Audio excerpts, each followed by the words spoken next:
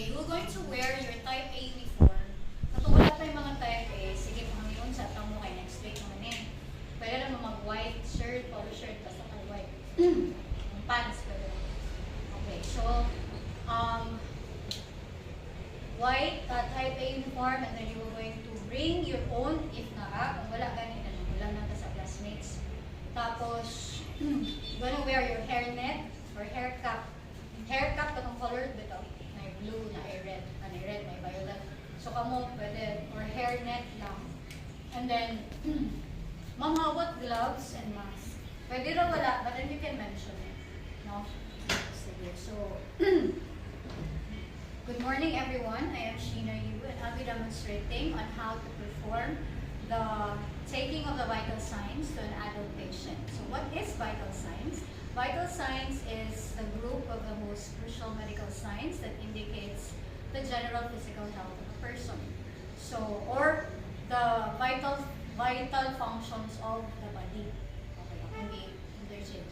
Vital functions. Or pwede na po, ang isa ka definition na is measurement of the body's most basic function.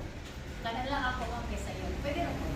Okay. Then, purpose. What are the purpose? Of course, it serves as baseline information and it detects or monitors possible medical conditions or possible medical diseases.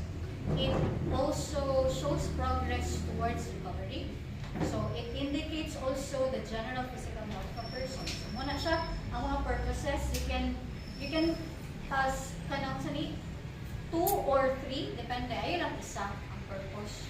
Pwede 2 ha, pwede 2. If you'd like to have your own purpose, why not? Diba? Basta kay in the context ng siya sa demonstration. Okay. The next one is we have the materials. We have here our thermometer, digital thermometer. We have the sphygmomanometer and the stethoscope. We have our cotton balls, alcohol, waste receptacle or the kidney basin, and then we have also the pen and the paper for charting, and also our watch with second hand. Second hand katong na digital, katong na tuyok-tuyok. Pwede automatic, pero na ay mo tuyok. Okay. So, second hand. Okay, now,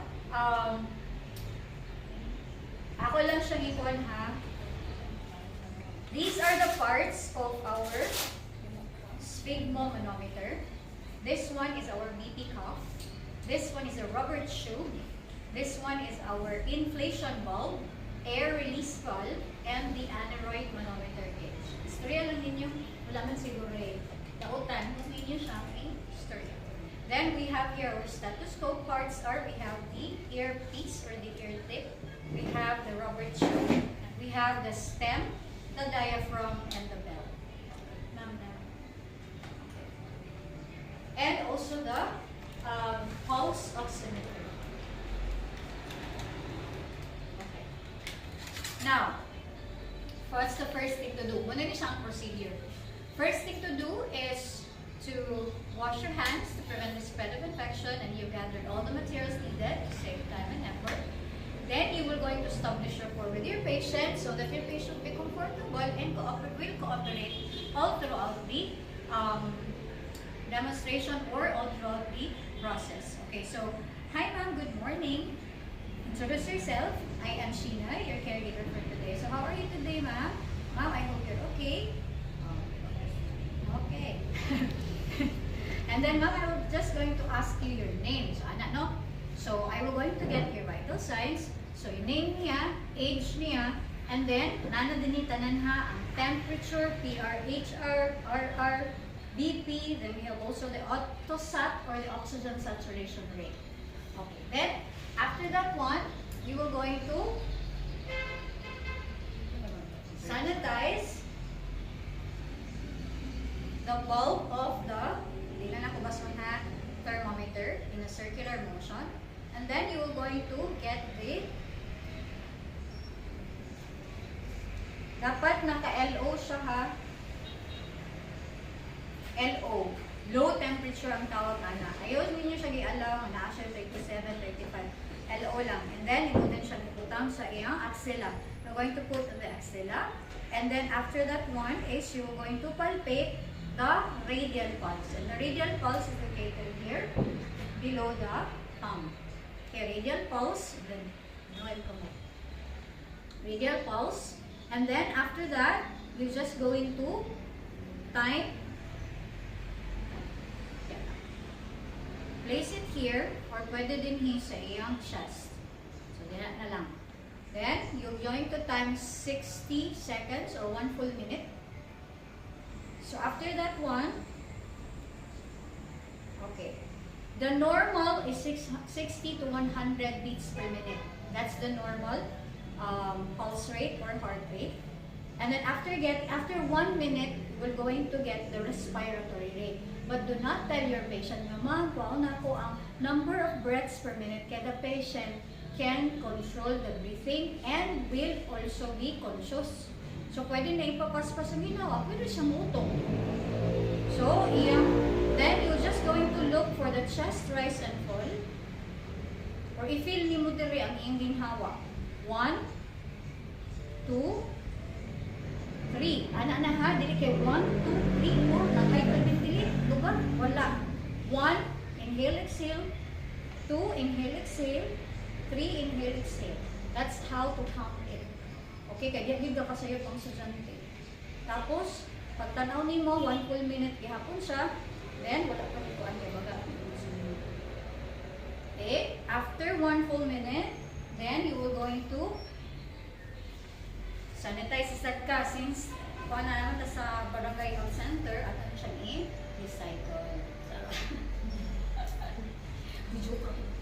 Okay, then temperature is 35.9 K. Maga kayong blouse, I am dressed. And then PRRR 78 beats per minute. Dayon, ang iya dayong RR is normal is 12 to 20, but 16 cycles per minute or BPM or breaths per minute. And then now, I will going to get the blood pressure. So now, I will going to get your blood pressure mo, ha? What are your activities during the day? Anak ka, so yun din siya nga, nagpuan naman po, nagbilig sa balay, household chores. And then, going here, ma'am, gusto mong ibuhat. Maklay ko, anak. So, pares ni mo siya, mga 5 to 10 minutes. After that, ay, ano kuhaan? Kaya kung kuhaan mo dali siya, taas kanya blood pressure, init ba sa gawas. No? Then, there are factors. Then, if full iyang bladder, paihi siya una. Kaya mag-matter yun, taas manggod ang BP kung full iyang bladder. No? Ipaihi siya, ma. Kamiyon ka, adilik man. Sige, kung mo yun sa, lagi ka nang langga, ihi sa una. And then, if right-handed siya, you will going to get dito sa pikas. Kung left-handed siya, din po ka magkuha sa pikas. Okay? Accordingly. So, sige. Dini lang. Then, it should be, you're going to place the arm, the level sa heart. Di siya pwede ana, kay mag-change. Mutaas, pwede po siya pwede ana, kay maubos. No? So, ana siya level sa heart lang siya. Okay, so kani, dili ganin din siya sakto, gamay ana lang gidanan siya. Pero sige lang.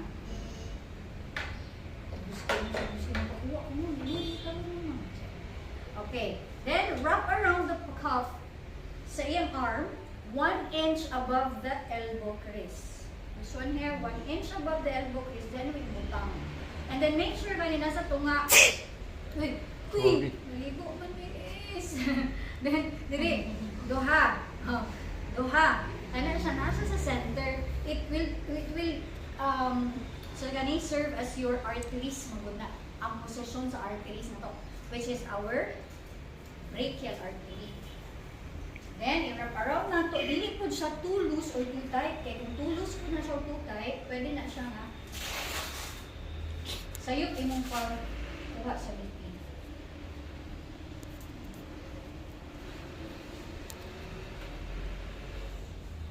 Then, after that one, brachial pulse na sa lang ha. Palpate the brachial pulse, which is nalo na siya din sa atong little finger. Okay, little finger ha din.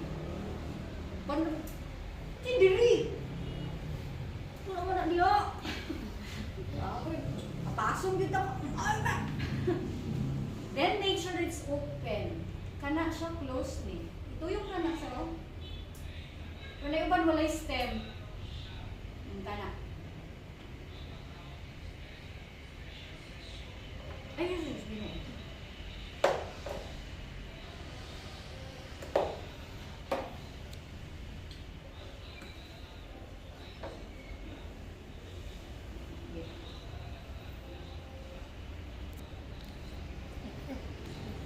Okay, palpit.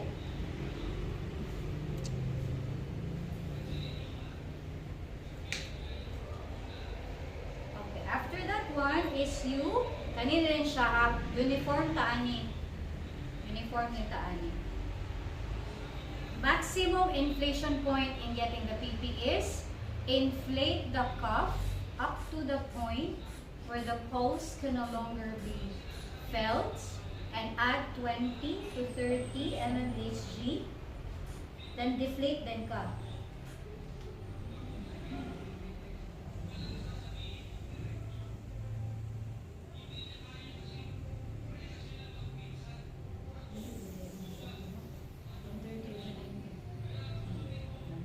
From 30 over 90. So, ang akong pasabot guys, the first, nag-stethoscope mang tanong.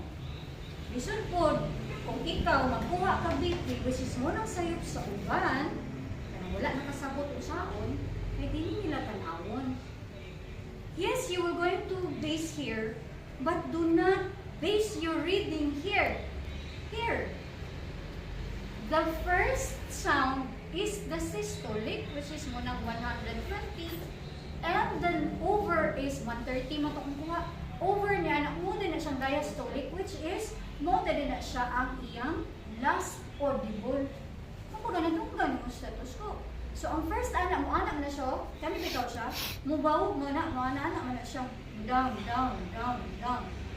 Pero, ayaw iba si kay una nagpitik, 140 eh. Una siya nagpitik, 140. Wala na ako, sige, beso ako kadumugi. Pag abot na 130, dito ko kadumog. May anak na. Pag anak niya, panaog siya, panaog. Ayaw sa last siya sa 90. 90 mo diastolic. So, ang akong reading siya, 130 over 90, systolic over diastolic, blood pressure, so, millimeters of mercury, mmHg. Sige lang, ako na i-discuss sa inyo. Ang principle, anak. Okay. So, ma'am, 130 over 90. So, taas siya, meaning, nag-elevate siya. Dili man na siya hypertension, pero magulong na po na siya. No? Pero depende mo sa factors affecting, kasi siguro emotionally unstable siya, wala ka pa. So, pero buros man siya. So, emotionally unstable. Oo, kasukaon man good siya. Then, we have 130 over 90 millimeters of mercury. Ang AutoSat, guys, pwede nyo mo siya kuhaon while nakuha kang temperature. Pero since mag-demo tag manual man, so ako siyang gikuha through manual. So, ang pagkuha siya, sa ni pulse rate manually. Pero ang uban na ilan na siyang ibutang biya ang temperature, ang thermometer, and then butang din nila dili. No? So, kailangan malungo kayo. Naarap ni pulse rate, and naa siya kana 97, naa siya and ang normal is 95 to 100% sa AutoSat nimo or oxygen saturation rate. Dapat kabalo mo ani kay kani magud siya oh. Ay. Naama ni siya 97, napud ni siya pero to 86, relax na. 80, 96, ubos na siya 96, 80, 82. Kaning 96 nga na sa ibabaw, that is your AutoSat. Kanang ubos mo ng pulse rate. Okay, ayaw mo kawat. Diyan din ako, Mom, 86. Gagawin mo pa man, sakto mo yung ginawa ko man, kasi ginagong ganyan. Masayop din siya. So, dili siya. Siyempre, inali mong pasyente, anak. Kuhaan siya, Ma'am, 82. O di, tayo mo siya, ha? Namatay na ko. O, tanawa. So, dili. Naiubalin na ng pasyente, kaya overthink mo na sila. So, 97%. Ayaw mo pag-base din sa pulse rate ha, ang kuwaon ninyo auto-subtra. Ayaw ninyo pag-base kayo, manual mo taganin na. Although, pareha na siya, at 78 man ako so, binuang mo ako. Wala nang iiha po kayo. So, that's why, muna siyang, kung gadali, hindi mag-yun sila gagawa ang pulse rate, kung gadali. Pero mas maayo yun ang manual. Wala yung problema ko. So, muna siya ang atong demonstration. So, that is, sorry. Imong tanawon, so 35.9, normal. Pag-abot sa blood pressure, ma'am, your blood pressure has elevated.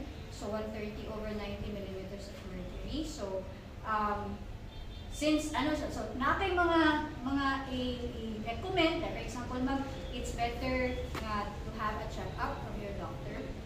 Okay, so that's it. Then, after that one, that is how to take the vital signs of an adult patient. Do aftercare, wash hands, I am done. So, sige lang guys, manata. Kaning mga data ninyo, tanaw na ako, ang akong ginawa na na-estre, mga degree Celsius, sakto ba? Data, dabig makakita ko der, pila ang iyang heart rate, ma'am, 126. Do it again.